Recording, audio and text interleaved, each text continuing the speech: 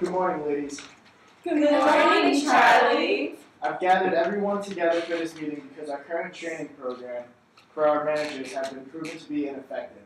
As you know, we try to keep our training program updated every year. And I think we all know there's a lot of things we need to address. As head of the department, I also know that when designing this training, we need to keep in mind the return on investment.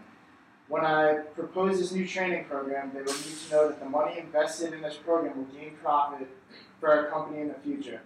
I think the best way we can go by creating this training program is by having an open discussion about issues we've noticed with our current training program this past year. It seems like we need to refer back to the ADDIE model. First, we should analyze the problems. Then we should design and develop a new training program, and afterward, we'll implement it. Then we will come back and evaluate how it worked. A stands for analysis, and the analysis is the most important step in the process. It helps the company to determine the basis for all future decisions that the company wants to make. It is broken down into instructional goals, instructional analysis, learner analysis, and learning objectives. D stands for design. In the design process, think of it like the brainstorming step.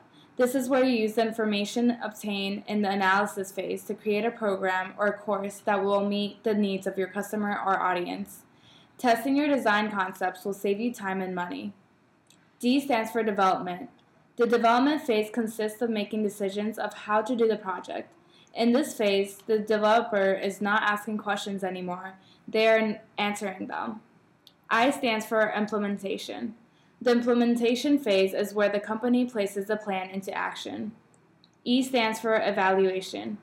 The evaluation phase is where you look back at all the work you have done and see if the program has been effective.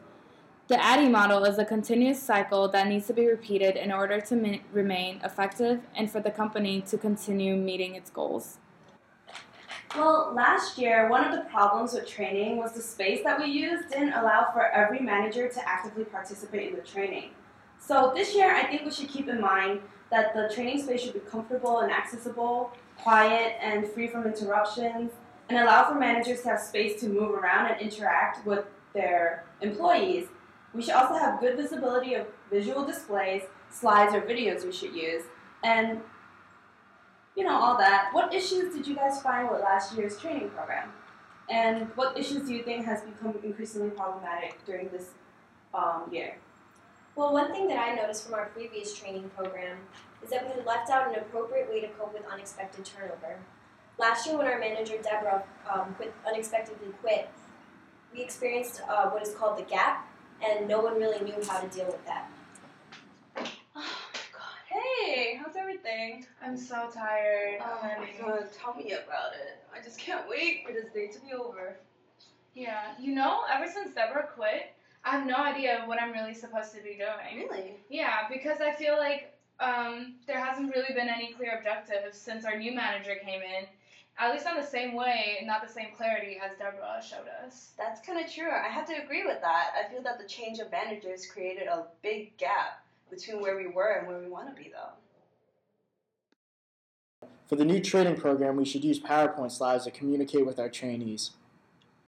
In this slide, we should identify how to solve the gap by having a measurement system and keeping your team posted on progress, continuing to visit the company's goals so that they remain clear, shortening the gap by establishing small benchmarks along the way, and giving your team training and resources to help them.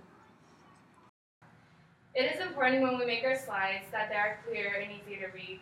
We shouldn't use fancy fonts that are hard to read, and all text should be at least 34 points. In addition, we will need some entertainment value to keep the attention of our audience, or trainees. However, too much entertainment value can compromise learning. We should avoid flashy animations and clip art. Also, they can be distracting. Any graphs we use should be easy to follow and not contain paragraphs of text too. That is a great new approach to our training, and we should try it out for our next training video. I think it is important that this year we provide tools for managers to decipher whether an employee is telling the truth when reporting an issue of drama in the workplace. Managers can look for several red flags when talking to employees about drama in the workplace. These include frequent blow-ups, claiming that I already know what he or she will say, hiding information, refusing to look at data and facts, and engaging in hearsay, gossip, and exaggerations. This is particularly daunting for managers to do when dealing with relationship drama within the workplace.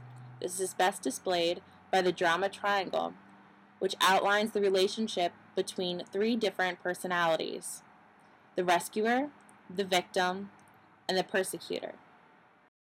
Victims are often individuals who complain a lot and loves to grab the attention of others. These individuals may complain just to seek others' attention and be the spotlight for drama. These individuals are also resistant to change and will always think they are right, despite the fact that they run into constant problems.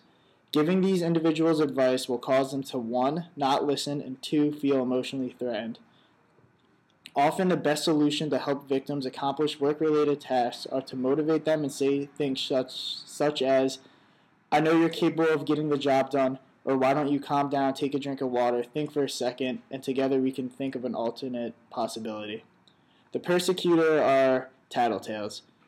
They also demonstrate good behavior and remain on a task whenever the boss is around. They're often the elementary school bully types, and they need to win every argument, make fun of others. They are sarcastic and engages in eye-rolling.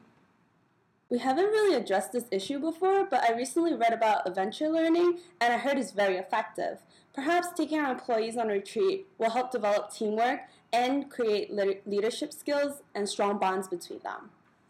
One thing I noticed about our head manager of finance was that she wasn't able to set up proper boundaries between her as a manager and her employees. What happened was... Thank you so much for coming in. I know it's just crazy with holidays and stuff coming up. I just wanted to go over a couple things with you. Anyway, I just want to...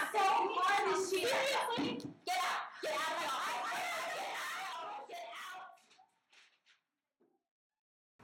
That clearly doesn't work. Maria, the head of the marketing department, has been doing very well with her employees. How about we create a training video incorporating a behavior model?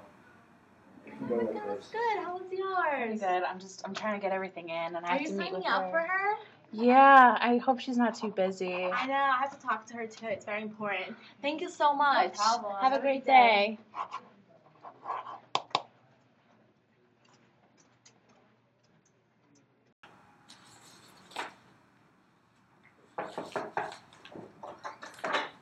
Hi, Miss Donahue. I had to talk to you about something. I've been really, Arena, I'm really busy right now, but I would love to meet with you. I actually have a schedule right outside my door. If you want to sign up, I can definitely help you in another time. I'm sorry. Okay, thank you. Thank you. Wow, that is a great example of the behavior model, everyone. We should implement it at our next training program.